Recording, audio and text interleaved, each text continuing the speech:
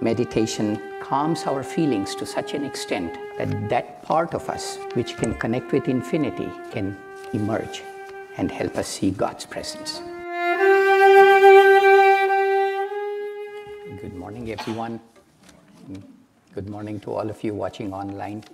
Not sure which camera I should be looking at, probably this one.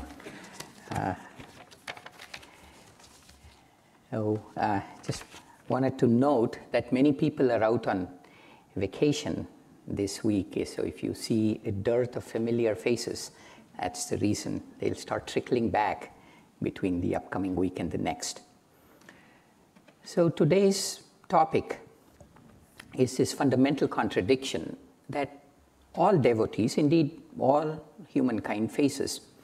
And that is, all teachings say that God is everywhere, God is omnipresent. And yet there's no telescope that's been invented, no microscope that we have peered into that has revealed even a hint of God's presence. And this is unambiguous. This is a fact. A famous psalm says that he is familiar with all my ways, referring to God. And yet our most real experience, common experience, is that when we are in trouble, our prayers seem to go unanswered. They are not, but I want to dwell into that. So how is it that an omnipresent God cannot be found or proven, or an all-loving God allow all this suffering? And because of this superficial contradiction, and that's what it is, superficial, and that's what I'm going to double-click into today, people have made up little mental constructs around explaining this. Sometimes it says, well, maybe I am not deserving of all the ways I've been bad in this life and other lives. I might have to raise myself to a certain godly level before God condescends, deigns to reveal even a hint of his presence to me. This certainly appeals to our inherent sense of victimhood, which is also a pull of Maya, and it's kind of an easy way to paint ourselves into an inactionable corner. And sometimes we proceed like that for lifetimes. Another way of looking at this, another construct that is very prevalent is, well, there are only a few people that are God's chosen, and all the rest are not. And that you can see which part of the ego that comes from. And the third construct that is even more prevalent is, well, you have to go through a certain institution, because amongst all of humanity, amongst all the galaxies, in all the multiple universes, this one little set of people are the ones that form the narrow channel to God. And you notice that I'm carefully avoiding giving names to such institutions, but nonetheless, all of you will recognize the pattern here. So, but the fact still stands. How do we explain and reconcile this contradiction? Because that is very fundamental to all of us. At some point, the rubber meets the road, and we are going to sit there and we get assailed by troubles, and we have to find a way to answer it. So what is the answer?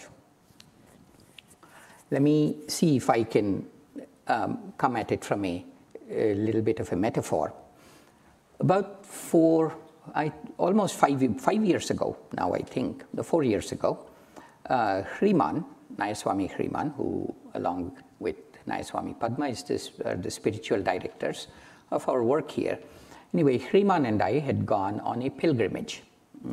Pilgrimages are wonderful things to feel the presence of God. More about it later. We'd gone on a kind of a personal pilgrimage in southern India to trace the footsteps of Paramhansa Yogananda, whose teachings we follow here. He traveled in southern India in 1935 and 1936, and we wanted to go to all the places that he had been to. And while taking a break from the footsteps of Master pilgrimage, we had gone to a wildlife safari. There's a continuous unbroken chain of rainforests in the southern India, starting from a mountain range that brackets the Deccan Plateau. It's an unbroken chain of rainforests. And to this rainforest we went, and the safari began early in the morning. And we were promised either a tiger or a leopard, and definitely crocodiles and snakes and peacocks and elephants. They were a given. But a tiger or a leopard was supposed to be the capstone of this whole thing. So we went at 6 a.m. and we were driving through the rainforest, and it was not densely wooded, contrary to popular belief, but it was bushy and it was brown, and there were a lot of monkeys. That is the defining reality of the southern Indian rainforest. The monkeys are not silent. They make a lot of noise. And so if you go to this exotic locale, be prepared to be serenaded by monkeys, whether you like it or not. And that was our experience. We were going along. And then the guide, suddenly, he told the driver, stop the jeep.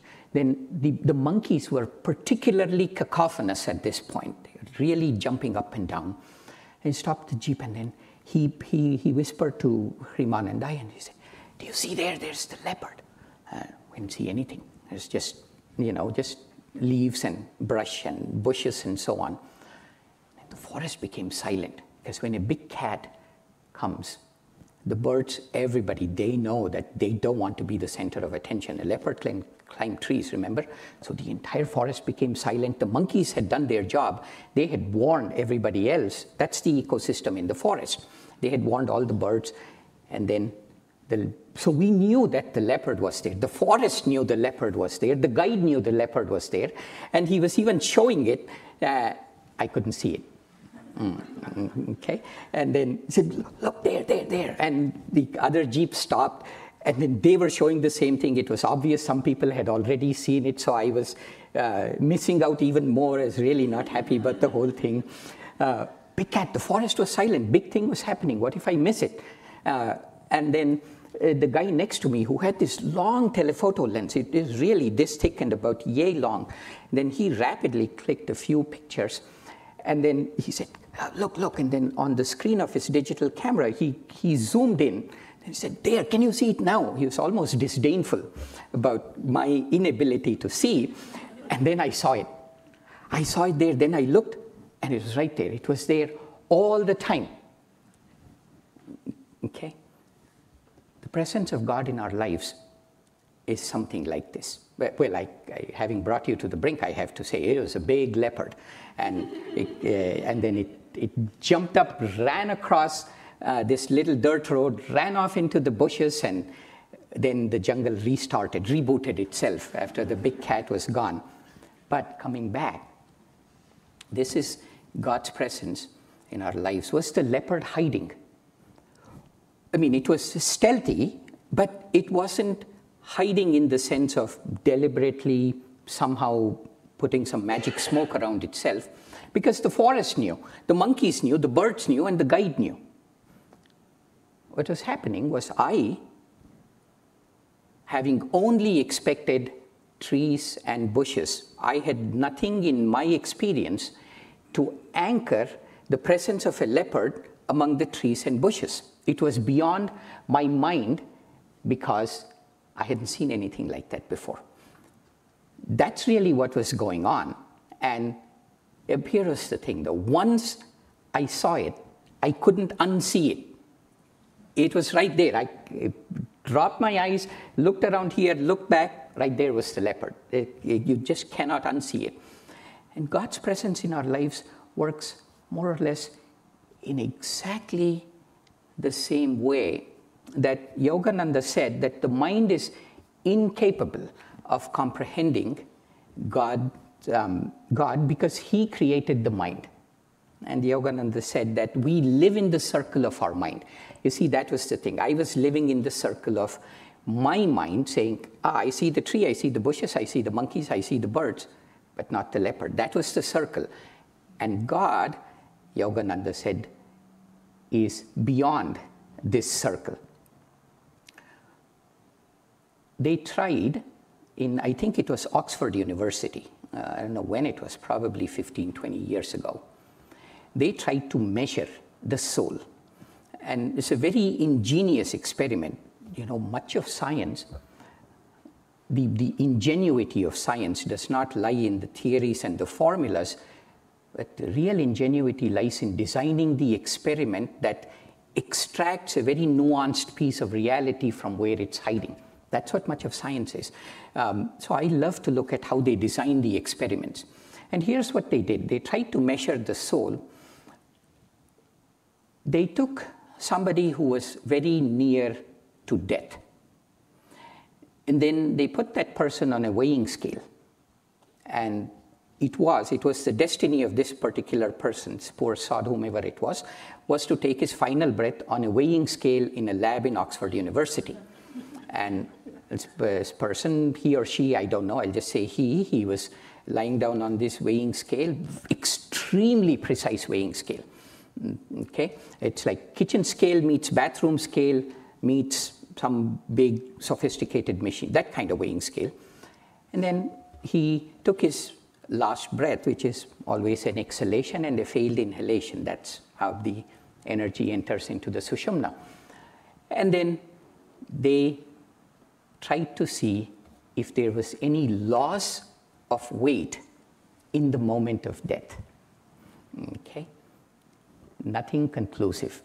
Some people found a little loss of weight. I don't know what the exact number is, 2 ounces or something, and other people didn't. So the scientific world is now stuck in this limbo. If the soul exists at all, it is no more than 2 ounces in weight. There's an entire field of this called noetic sciences, N-O-E-T-I-C, noetic sciences.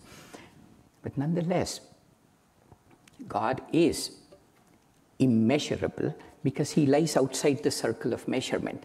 And that's what today's reading, the verse from the Gita, which I'm going to tell you this in Sanskrit, as many long-time listeners, if I may use that phrase, know that the verses in the Gita in Sanskrit have come down to us unchanged. So anytime somebody repeats a verse in the Gita, it was almost certainly exactly what Krishna said to Arjuna all those thousands of years ago. And Krishna says in chapter 9, verse number 4, Maya tatamidam sarvam jagadavyaktamurtinam matsthani sarvabhutani nachaham teshvavasthita. Maya tatamidam sarvam jagadavyaktamurtinam matsthani sarvabhutani nachaham teshvavasthita. And what he's saying in this is, he, speaking as God, said that I am present in every atom of the universe, but in a form that's undetectable to the senses. So omnipresent, but undetectable. That's what today's reading said, that even behind the most obvious manifestations of God, there lies a great mystery. So don't just look at the sunset and feel that presence and not go beyond, because that's merely an invitation for us to go so much beyond. Because the second part of the verse that I just said, it said, the first part said, I'm present in every atom of the universe, but in a form that's undetectable to the senses. Then it says that while I am present in all of creation, the creation is not present in me. I'm not even going to bother to explain that. Just take that into your heart and see where that goes. I am present in all of creation, but yet the creation is not present in me. Matsthani sarvabhutani nacha aham. Aham is I. Teshvavasthita. Avasthita is present, not present. But, I'm present in all of creation, but it's not in me. Now, this is why Sankhya, the Indian philosophy, declares that Ishvara asiddhaha. So God cannot be proven. It can neither be measured nor proven. Then are we stuck? I mean, I was able to see the leopard because somebody zoomed in on their camera and really said, okay, what more can I tell you? Look here, what's the equivalent for us? It turns out that it's as simple as it can get. Our gigantic intellect, which can comprehend the deepest secrets of the universe, cannot comprehend God. Our extraordinary measuring instruments which can simultaneously measure the atom and the farthest reaches of the universe, cannot measure God. But all of us, every one of us, more nuanced in human beings, but the entire class of sentient beings, we can feel God's presence. That anytime we are in nature, and then we feel that ineffable peace, that is the hem of infinity that we just touched. It is not anything else. We might say, oh, I love the color green. I love nature. Well, of course you do, because that love is the hem of the infinite love of God. It's not any. You see what I'm saying? So if you get up in the morning on some day and you just feel happy for no reason, well, guess what? You've touched the hem of infinity one more time. You can go through all the abstruse philosophies, but that doesn't give you this connection. But it's there in everyday experience. Not just nature, it's even more present when we relate to other people. The kindness that we train ourselves to exhibit to other people is the equivalent of, for example, me squinting into that bush trying to see the leopard. The kindness, the compassion that we train ourselves to be with other people, the more we do that, the more we are touching the hem of infinity. See, it is looked at it this way, it's complicated. Looked at it this way, it's very easy. And like in the case of the leopard, once you feel it, you cannot unfeel it. We've always felt it, right? Who here hasn't felt love or kindness or compassion or other of those feelings that we value as characterizing a refined being? Who hasn't felt it? Anybody feels it. Intellect, IQ, knowledge has nothing to do with it. From the moment of birth, we are capable of feeling it, but nobody has captioned it for us. You see, that's the thing. That's what was happening in the forest with the leopard. Leopard, you looked at all of these fuzzy visual input, and somebody took a small portion of it and captioned it and said Leopard, leopard. And then once that caption exists, then you're good. So part of this is the mystery of the spiritual path, is learning to caption our experiences through the consciousness of God. You can always look at our experiences through the consciousness, our own limited consciousness, and everything will be self-referential. You can say, so we are more prone to ask, why is this happening to me? Why is the world such a messed up place? And on and on. And then when you caption that experience through the consciousness of God, then everything changes. And that's why the testimony of every saint is the same, that the world is a joyful place. And all people are Jesus in disguise. That if you felt even for a moment how much God loved you, you would die. Which is in contradiction to what the world is, but it's all a matter of this captioning. Now, I said it, I kind of deliberately structured my talk this way, started with something that felt impossible and reduced it down to something very, very simple. But none of this means that it's easy. In fact, it's not easy at all. How do we learn to caption life experiences as though they were the hand of God? That is the trick, isn't it? Yoga karmasu kaushalam. Yoga is the skill in captioning the results of your actions. Okay, that's another quote from the Bhagavad Gita. Buddhi yukto jahati ha ubhe sukrita duskrite tasmat yuddhaya yujjasva yogasa yoga karmasu kaushalam. That armed with this knowledge of discrimination, the ability to caption, fight the battle of life, not worrying about success or failure, because yoga is simply the ability to caption the result of your actions. So how do we do that? There are a few simple things, not easy again, mind you, but simple enough. The first one is, if you want to see the hand of God behind all things happening in your life, and it's very personal to each of us, then start behaving like God. And so here is, this came through, Swami Kriyananda has written this wonderful book. It's really worth reading it. It's called Living Wisely, Living Well. And it's a set of quotes to start off each, not quotes, a set of, a piece of wisdom to start your each day off. And this one came through, I think, on Thursday. So let me read that for you.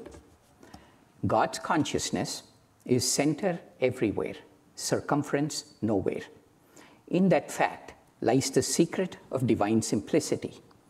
We can most nearly approach such simplicity by imagining God as a person who has, now listen carefully, as a person who has nothing to defend, nothing to promote, who accepts everything as is, who rejects nothing, who wants nothing from anyone, who sees everything in relation to its eternal changeless reality, who is wholly without self-importance, who never condescends, who waits patiently for us, his creatures, to untangle our psychological kinks and recognize that we belong to him alone. Such is the nature of absolute bliss. That's all. But when we look at the altar, we sit in meditation. Who are we talking to in there? Who are we praying to? We say, Heavenly Father, Divine Mother, Sri Yukteswar, Paramhansa Yogananda. We are praying to a consciousness that is entirely free of agenda. It all gets absorbed and reflected back through the window of eternity, not through the window of petty concerns. And that's a hard message to receive often. But the more we embody in the little things, kindness when we feel unkind. So it's the battle of life. See, kindness when we are predisposed to kindness. If it's a pre-existing condition, it doesn't work because you're already there. There's no more karma around it. But kindness when we feel unkind. Compassion when we feel hatred. These, I struggle with it, you struggle with it, all of us do, but the more we go there a little bit more, the more we are able to speak with an agenda-free consciousness that reflects eternity back to us. So the counterpart, when you pray while sitting in meditation, the counterpart of that is in daily life, practicing a few of these. I will guarantee you that in my life and your life, during the rest of the day, a dozen opportunities will present themselves for us to be this way. And that's where we fight the battle of life. So that's the first two aspects, that behave more like God so that you can relate to God in a godly way and you sit in meditation. The second one is, this is a hard one. Simple, unfortunately, but harder still. That is welcoming everything that's happening in our lives, everything, even the worst of things, as having the hand of God behind it. In other words, what if the worst that's happening to me right now is the best that could happen to me and give me exactly what I wanted? This is a pretty, and you know, there are stories. Often these things go under the title of God is testing us. And you could give a karmic explanation that says, well, it's not God is testing you, it's because of all the stuff you did across many lifetimes, and if you want to come to him, this is the way. Whichever way you look at it, this is a I want to tell you a story. This is one of the more obscure and odd little stories in the Mahabharata. So stick with me through the oddities of this particular story. So, long time ago, there was a king. His name was Mayuradwaja. Mayuradwaja means he with the peacock flag. And peacock is the one among all creatures that can digest any poison. So you can see what kind of a person he was. He was a great king. He had everything that a king or a human being could wish for. And yet, he was completely dissatisfied in life. And so Mayuradwaja one day, he was a great devotee of Krishna, because these were the days when God in human form, in the form of Krishna, walked the earth amongst us. So these were very hallowed, holy days. And he said, I only want to meet Krishna, and when I fall at his feet, all of my unhappiness will be removed. I will be liberated. So he had a very prosperous kingdom, and then he decided to perform a yajna. A yajna is a fire ritual where you sit in front of a holy fire and you take a big ladle of ghee and offer into it, and you say swaha, meaning listen to me. And you say, I'm about to offer whatever it is, my kingdom, my horses, my palaces, because it belongs to God, it is no longer mine. This, I'm translating the mantras that are used in this. So he builds a great hall, a huge one along the banks of a holy Narmada river. And then at the center of this, at one end of the great hall is a raised platform. And at the center of this platform is a gigantic fire pit and a raging fire, which is kindled by ghee and maintained by very fragrant woods, has begun. And the king has been fasting for 3 days to free his body of toxins. And he has had a fresh bath in the chilly waters of the Narmada river. And he comes clad and anointed in sandalwood. And he sits down in full lotus pose. And the priest begins to chant the mantras. A great line of people has formed, because everything is to be given away today. And the king Mayuradwaja takes a big ladle of ghee, pours it into the fire. The fire leaps up because it's got new fuel. And then he says, this necklace that I'm wearing is no longer mine. It belongs to God. Swaha, he says. And then he beckons the first person in the line and says, it is yours. And then it goes on this way. He gives away his horses, all of his wealth. And people are watching this. This is such an they can feel, of course, the wealth that they are receiving it, but mostly they feel the holiness of the self-sacrifice. Anytime anyone does an act of kindness or sacrifice, the entire universe resonates with it, because it is the way of the universe and of the human heart to resonate with acts that are godly.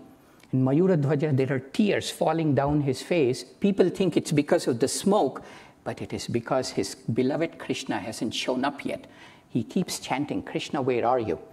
Then as this is happening, the outer doors of the great hall swing open, and in walks an old Brahmin man. Brahmin means a priest. He's emaciated, his ribs are sticking out. He's wearing wooden flat sandals, as was the custom of the day, and the wooden sandals make a clop, clop sound across the marble floor of this great sacrificial hall, and all chanting stops. There is an intense sense of energy emanating from the eyes of this otherwise emaciated, skeletal-looking Brahmin. And the Brahmin comes up to the king. The king stops mid-pour of the ghee. The ladle is held up high and the flames are leaping up. He stops mid-pour and he keeps it down, says, oh, Brahmin, what is my blessing that you have graced this occasion? What can I do for you? You know what the Brahmin tells him? He tells him a most unusual request. He says, oh, king, I was coming here with my son to bless your yajna. Along the way, in the forest, a lion came, jumped on my son, and took him. And then I fell at the lion's feet and said, please, oh lion, take me instead. Please spare my son. And the lion said, look at you, you're all skin and bones. You won't even satisfy 1/2 of my lunch. That's not a fair trade. You're a Brahmin, you should know better. I cannot do this for you.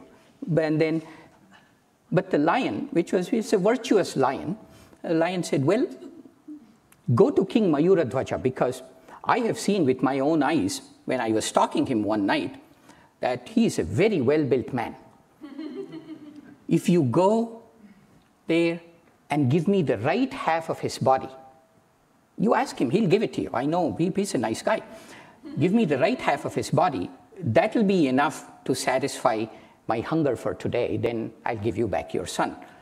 So in this great hall, in the front of this virtuous king who is about to give away everything, this emaciated, intense Brahmin stands and says, "O king, I need the right half of your body." So Mayuradwaja, who is still chanting the name of Krishna, and he says, "Lord, will you not come even once? Will I not see you even once?" And then he says, "Well, that seems to be my destiny for this lifetime." So he beckons his servants, he spreads his arms and legs akimbo, and then he has himself tied to 2 posts with golden ropes, and he asks for a great big saw to be brought, and he beckons his wife and son, and he says, "Both of you hold either ends of the saw and begin to saw me down the middle." The citizens are weeping. They are looking at the Brahmin. The Brahmin's just standing there as if none of this is affecting him. And the wife says, "O king, I'm supposed to be your better half." The key word there is not better, but half. So why don't you give me to the lion? Because the lion asked for a half. And then the son says, the lion wants a very well-built body. If you look at you and I'm younger, I'm much better built than you. The lion will be satisfied. He can have all of me. Please give me. And there's this wonderful set of sacrificial, unselfish acts that are going on. The Brahmin is standing there, and the king says, "No, I promised the Brahmin that it is my body. I wanted to see my beloved Krishna before I left, but somehow this is not to be. Where are you, Lord?" he asks, and there is nobody there. Nobody answers his question, and then they begin to saw the king in half. And as the sawing begins, a solitary tear falls down the left eye of the king. And then the Brahmin, who is looking at it, he says, "What a charlatan you are. You are giving your gift with reluctance, not wholeheartedly, and this may or may not be acceptable to the lion, but this is not dharma. I will not accept it. Shame on you." And then with arms folded across his chest, he turns away. The crowd is looking stunned, and the Brahmin begins to walk out of the sacrificial hall. And then the king Mayuradwaja calls out. He says, "Revered sir," the tear came because the left side of the body suddenly realized that it's going to be useless. The right side was going to be offered to be someone's meal, to save someone's son. But the left side, through no fault of its own, was going to become useless and simply be cremated later this day. And therefore, it felt that it could not serve the great Lord Krishna as the right side could, and that's why I had teared up. Please forgive this obstinate left side of the body and know that my whole heart is in this endeavor. And the Brahmin, the crowd is stunned by this extraordinary thing, and the Brahmin turns, and as he turns, he's no longer the emaciated Brahmin, but it is actually Krishna. His eyes are filled with such extraordinary love that one look at them satisfies all the desires of all the people in the great sacrificial hall. His body radiates a divine light that instantly purifies everybody in that hall. Then he walks up to the king Mayuradwaja, hugs him and says, "O king, this was the one piece of karma that was left behind. You called me so earnestly that in order to work this karma out from you, I had to create this little scene for you." And he says, "Your devotion will be talked about for thousands of years whenever my devotees gather. And when they listen to this story, they too will be sanctified." And so it was that in ancient times, King Mayuradwaja attained liberation by accepting whatever came to him as a gift from God. Coming back to our topic. Now, none of us will be sawed in half, I'm fairly certain. But we will have tests. Especially the more we pray, the more we long for God's presence, tests will come up. And that instead of saying, why is this happening to me? Turning that around and say, what is trying to happen here? Because that expands our mind into the reality that this may be exactly what I need in order to purify myself, in order to have the eyes to see the mystery of God's presence that hides behind every phenomenon. And the way to get there, and I'll end my talk with this, is to stay longer and longer in the stillness that comes after meditation. The entire spiritual path can be summarized in that one single act, that kriya. Kriya means any action that takes us to God. The one kriya that we do is to stay in the calmness that comes after meditation, because meditation's not so much to make us concentrate or make us sleep better, or even show us inner phenomena like light or sound. Meditation calms our feelings to such an extent that that part of us which can connect with infinity can emerge and help us see God's presence. Om Shanti. Amen. The kindness, the compassion that we train ourselves to be with other people, the more we do that, the more we are touching the hem of infinity.